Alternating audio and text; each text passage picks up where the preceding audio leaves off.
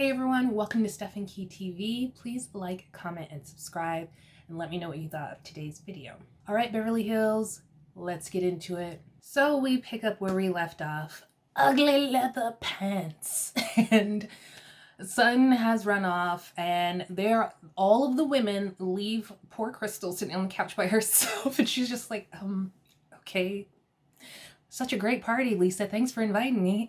So all of the women have gathered around Sutton, coddling her while she's crying, trying to calm her down. My God. And so Garcelle comes down the steps, and Crystal's just like, Garcelle, tell me what to do, because I don't know what to do about this woman. And so they sit down, and Garcelle is like, she brings up the word violation, and I'm just like, again? So Garcelle says the word violation threw everyone for a loop. And Crystal's like, I'm not backing down. I'm not taking a word that was used correctly. Crystal said what she said, all right? Y'all need to let it go. She has not brought it up in forever. And Garcelle in her confession was like, Crystal, really? Come on, bend a little. Even if you're right, even if you feel like you're right, you should like bend a little and like for Sutton. I'm just like, Garcelle, are you serious? This is all about intent versus impact, and the fact that Garcelle is not getting it is driving me nuts, because just a few episodes, the beginning of this season, you were pissed at Kyle because she brought out the fact that you didn't pay that charity, and you made it clear that you felt like, hey, would you have done this to the other white women on the show? And Kyle said that she did not intend to make it racial, but you felt the impact of it because you are a Black woman, as we know, and we have a stereotype against us about paying our bills and not tipping and all that jazz. And so you felt the impact of something that she did not intend to do. So here we are now, Garcelle, and you will not understand Crystal's side. Yes, she has said Sutton didn't do anything sexual. I just felt violated because I was naked. She walked into my room without me saying, come in. And like, you don't get it. Garcelle is pissing me off. I was all for Garcelle this season. I was championing her. I was ready for her to like come in, and she's like refreshed, and we finally get to see her this season. But now I don't want to see her anymore. I don't. So then Erica comes down, and Crystal's like, tell me what to do. And Erica's like, well, I mean, you can't egg her on. Egg her on? I was sitting here minding my business, trying to have a good time for Garcelle, which this little birthday celebration was supposed to be about, but now here we are coddling Sutton. Such a great friend. And now all of a sudden, I'm the bad one. I can't with these women. I mean, Erica does say, like, you didn't do anything wrong, but like, in their confessionals, like, Dorit says, commenting on someone's fashion is below the belt. Erica even admits, you know, like, not everyone is gonna like what you wear. Sutton's has worn some questionable outfits. Every season, every episode, Sutton wears questionable outfits. For her to even comment on somebody else's outfit is hilarious. So all the ladies finally come back down to where they were. Sutton apologizes for the outfit comment and says that your pants are cute. You lied, because in your confessional, you were shading. So you don't think they're cute. Just apologize for the outfit thing. And it wasn't even that big of a deal, because Crystal's like, I don't really care. I can't. So Sutton, they finally calmed down.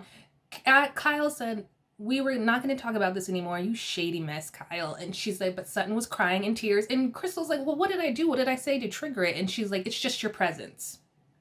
Even Erica was like, okay, now come on.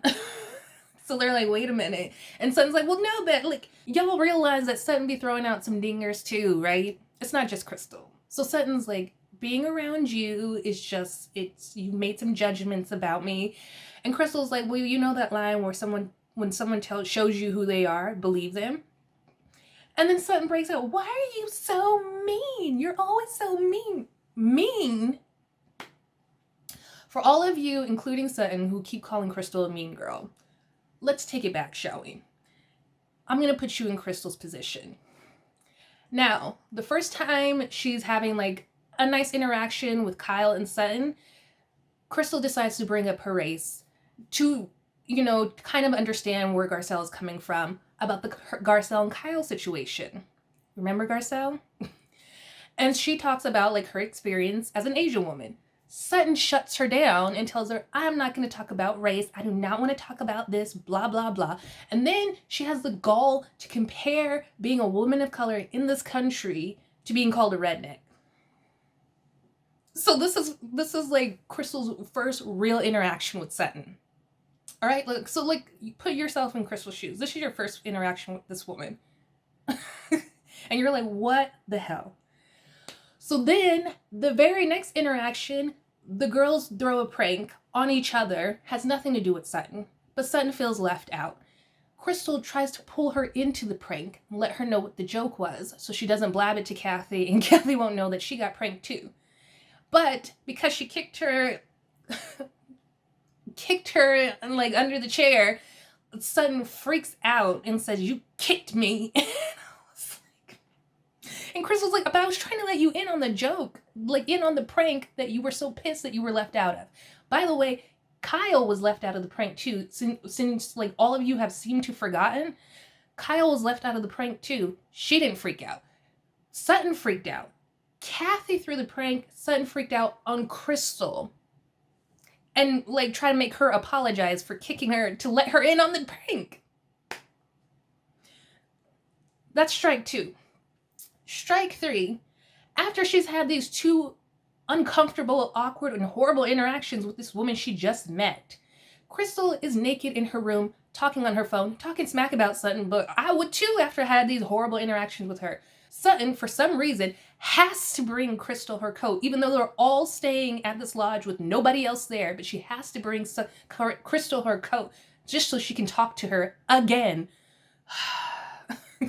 The coat wasn't necessary. It wasn't.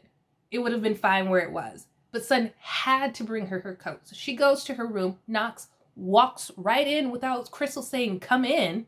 And because she's naked. And then not only does Sutton walk right in without being let in, she then proceeds to see Crystal naked, makes an offhand remark, well, I don't know what you're doing in here. Walks all the way in, puts the coat in, and then leaves. Strike 3. Now, strike 4, Crystal is chilling at this lovely dinner from Lisa. Well, Harry Hamlin, actually. Garcelle is opening gifts for her birthday, little surprise birthday celebration. They're having a good time. Sutton throws a fit, and now it's Crystal's fault that Sutton is crying, having an emotional breakdown. Strike 4. Now, you tell me, if you're in Crystal's position in all of these interactions with Sutton, are you going to be nice to this woman? In Crystal's position, you're going to be nice to this woman? I don't think so. I don't buy it. You're delusional. No way. Yes, Crystal, read her for filth. Read her. So Crystal's like, you want me to apologize for something that you did. You walked in on me. You violated me. You want me to apologize for using the word. It's not going to happen.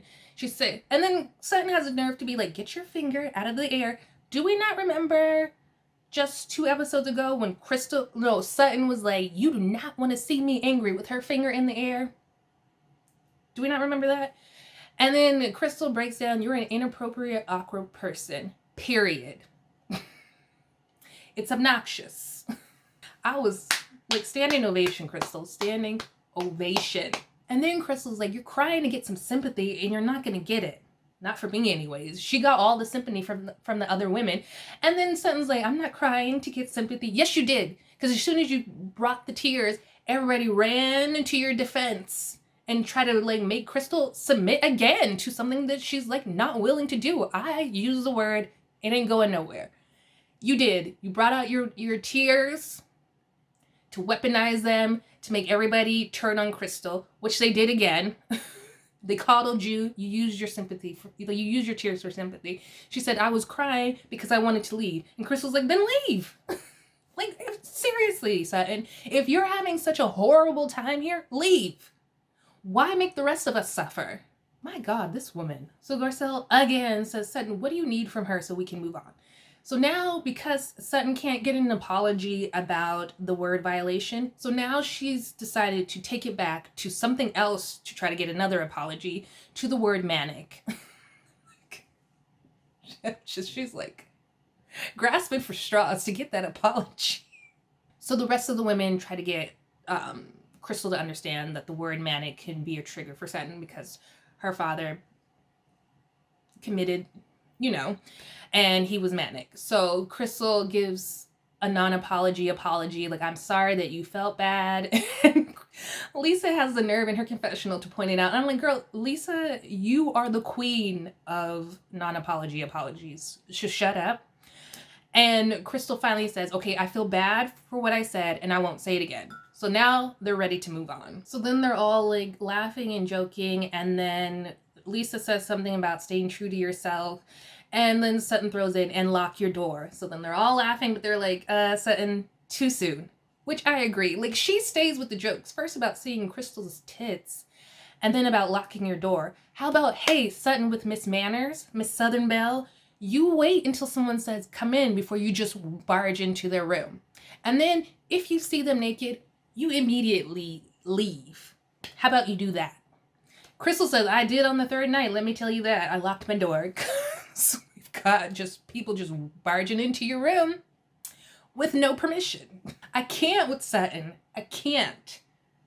She is like a horrible mess. I'm sorry. I don't think I can ever like her with the interactions that I've seen from her, and her constantly telling like someone to lighten up. And her version of lightening up is telling crude jokes and then crying in an emotional wreck when she's affected. I'm done with Sutton. But I'm glad they're done with this, because they've been carrying, like, Crystal and Sutton have been carrying the season, because we do not get into the thick of the Erica situation until to this episode, and we're on episode 9 now. It's ridiculous, but I'm glad they're done. Team Crystal all the way. I don't care what any of you say. But please leave your comments. I mean, if you're a Sutton fan, go ahead and leave your comments about the situation, but I'm Team Crystal, just letting you know. So it's 4 days later, and I feel like it's always like 4 days later, like when some big event happens, but Kathy, Kyle, and Dorit have all caught the C. They all caught it, so all the rest of the women have to quarantine for 15 days.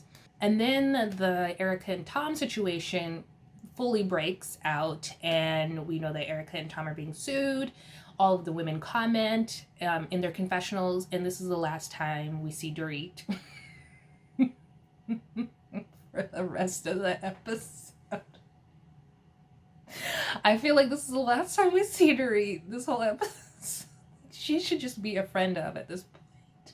Because honestly, like, go back to where, like, it was like one episode where I was like, whoa, this is the most we've heard her talk all season, and it's just like, why is she here?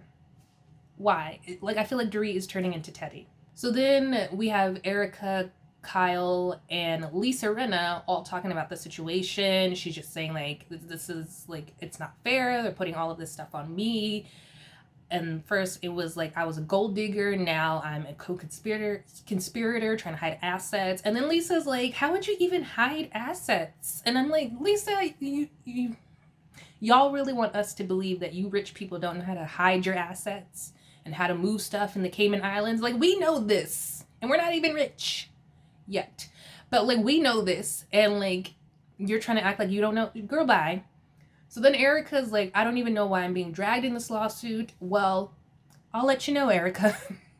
In that documentary, The Housewife and the Hustler, it was allegedly shown that Tom took the money from the victims, like $20 million worth of money from the victims, and put them into Erica's company. And that's, to hide the money or to fund her business, her career. But allegedly he took $20 million and put it into her business. So that's why you're being dragged into the situation, Erica. But she's just saying, like, I didn't do it. I had no involvement. They're championing her on. She's crying. Well, we don't see any tears. It could be the Botox, but we don't see any tears. And that's about it for this. And we just, like, I don't know what to believe. I really don't know what to believe. So Lisa and Crystal meet up at Erica's house. It's just so refreshing to see Crystal without the Sutton drama. She's just a lot more light and fun and doesn't have this nagging, emotional breakdown woman surrounding her all the time. So the ladies talk about Erica's situation. She's still defending herself, saying she had no idea, no involvement. And she just, warns the ladies to be mindful of your bank accounts and watch the money. Crystal says she's afraid to look at the bank account, but she does say that if she were to bring it up to her husband and he wouldn't let her see the bank accounts, that would be a red flag. So hopefully she has looked at the bank accounts, girl, because you need to know where your money's going and where it is. Lisa says that her and Harry have joint accounts, and then they also have separate accounts. So she knows like where all the money is, especially on her side, which is good because you need emergency funds and escape funds, and you just need to know where the money is because Lisa said, if Crystal's husband dies tomorrow, you need to know how to like keep things running and going. So ladies, know where your money is. I still don't know how I feel about the Erica situation. Tom was a horrible. He did some horrible things. I don't know how involved Erica was. He did give her $20 million to her business. Her name was allegedly signed on a lot of documents that involved a lot of these cases. So I don't know. I mean, it could be like the Teresa situation where she just signed, didn't exactly know what was going on, but you're still involved because you signed your name. Or it could be she knew a lot about the cases and just didn't care. I just don't know. We head over to Kyle's place. Garcelle comes because Kyle's still, sickly. They're doing this whole Romeo and Juliet thing, like with Kyle being Juliet and looking down on Garcelle. There's no way I'd be no Romeo to Kyle's Juliet. No. You not be looking down at me from your balcony. You better come your ass downstairs, come outside, and we can do our 6 feet apart distance, but you're not going to be looking down on me. So her and, Garcelle and Kyle are just talking about the Erica and Tom situation, and Garcelle brings up a good point. She says, husbands lie. Garcelle was married to a man, and I forgot how long, but he cheated on her for 5 years, and she did not know that he was involved with a whole other relationship for 5 years.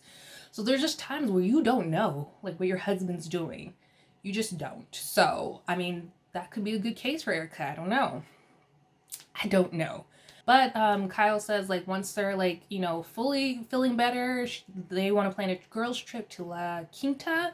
So I'm sure that's going to be fun. And I just hope that nobody else gets sick.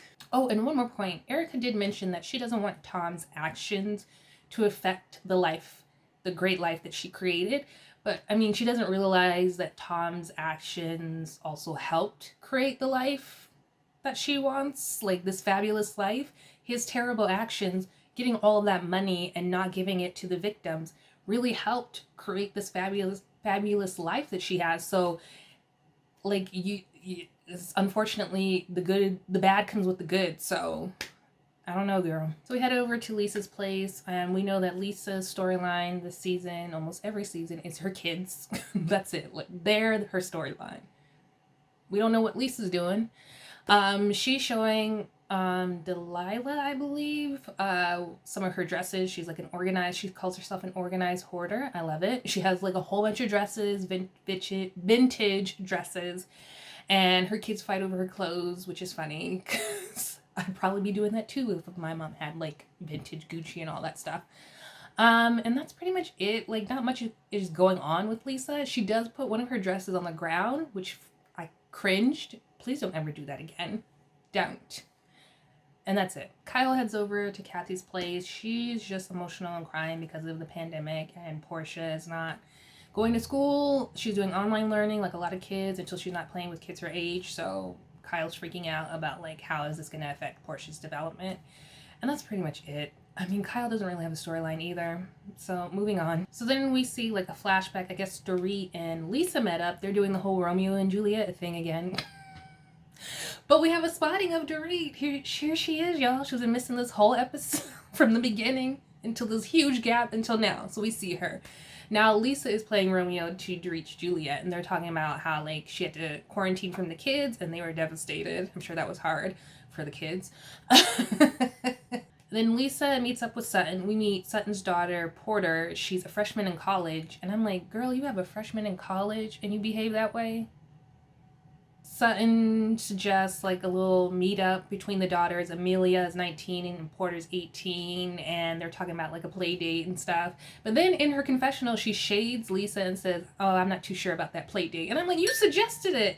You suggested it, and now like you're shading her." All right. I mean, it's not like I would want my kids hanging out with Lisa's kids who are dating 37-year-olds either. I would not want that rubbing off on my kids. But I'm like, you suggested it and then you shaded her. Okay, Sutton. They talk about Erica for a little bit. I guess we have to talk about it in every scene.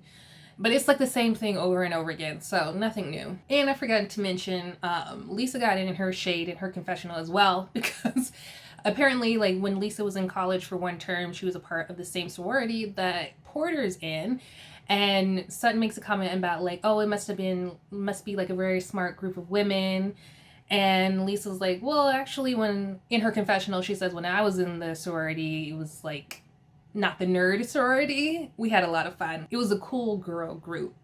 So, I mean, that was a little shade, but I mean, they shaded each other, so it balances out. So Kyle and Erica meet up on this hiking trail. Erica shows up and just pretty much bursts into tears.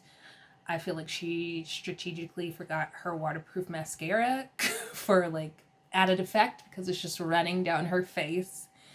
She just goes into like how awful this is. I don't know like what to do. Every day is like a nightmare. Like you find out how quickly your friends are because people leave you and abandon you when the times are rough. And then she goes into like Tom, like he has dementia, he's breaking down. And this kind of goes into like the documentary The Housewife and the Hustler, when they were talking about how like all of a sudden Tom is trying to say that he has dementia now, when like a few weeks before he said that, allegedly he was like fine, talking with no problem and speaking at events and stuff, and he seemed fine. So I kind of feel like if Erica, I can't tell if you know what she knows, but it kind of feels like she's trying to help along this case for him with claiming that now all of a sudden he has dementia. Because it went from like Tom is this vicious, vile, angry, hateful, mean man who's going to do whatever it is to stop me from getting my money from this divorce, and he's going to fight me to the end. He's so smart and calculated, to now all of a sudden he's degrading.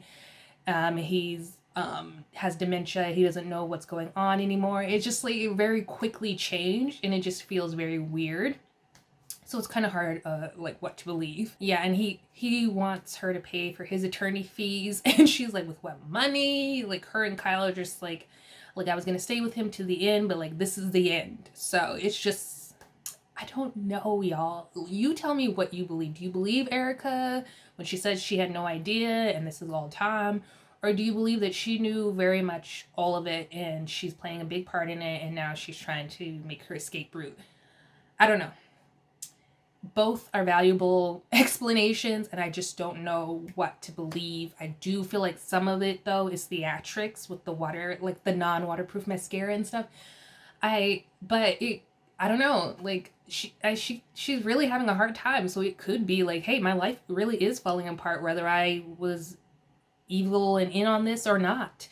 So I don't know. I don't know what to believe. You tell me what you believe. Let me know what you thought of the rest of this episode in the comments below. Hit that notification bell so you're in the know when I release a new video, and subscribe. I would love to have you a part of Steph and Key TV. Stay safe, everyone. Bye.